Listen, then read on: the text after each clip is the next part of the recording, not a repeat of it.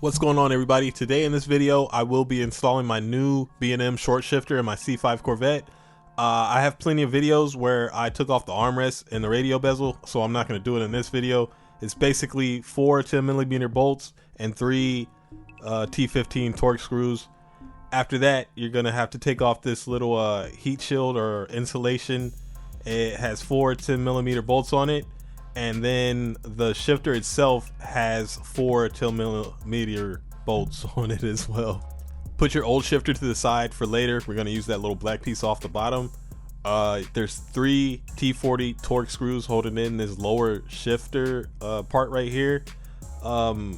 This third one, you're going to have to take it out all the way because there's an indent on the linkage that it goes into in order for it to hold.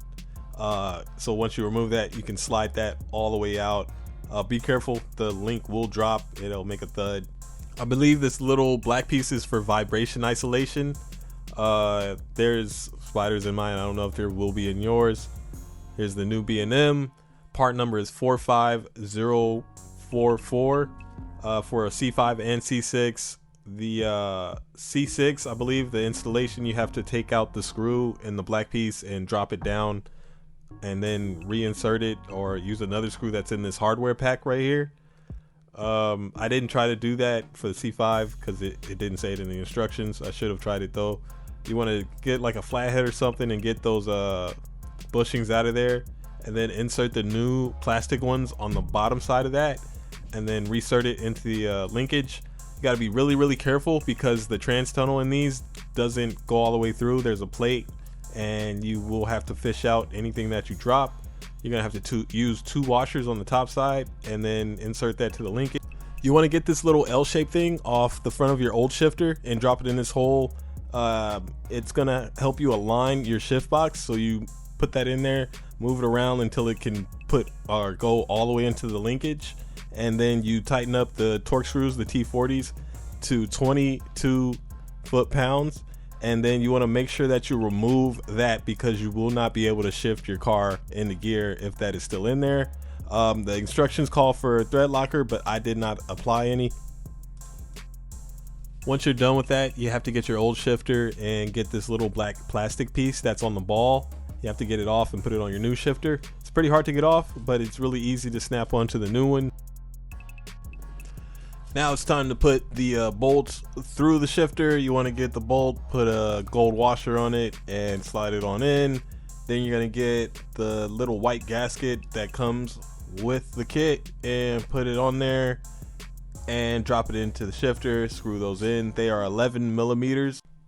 In order to get this lined up right, you're going to have to just move your shifter around a little bit so the little ball can go down into the box. And then once you get that right, like I said, screw them in.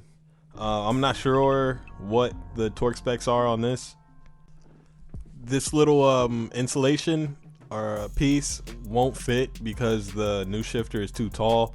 So I went ahead and cut the rubber. I don't think you really have to on this one, but I did just to let it seat down all the way. So I got a razor and cut it about right here. This is what it looks like now.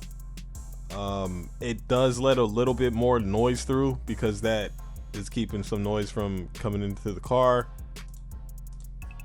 I haven't felt any differences in heat in the car or anything like that. No exhaust gas, anything bad, just the noise. But that was it.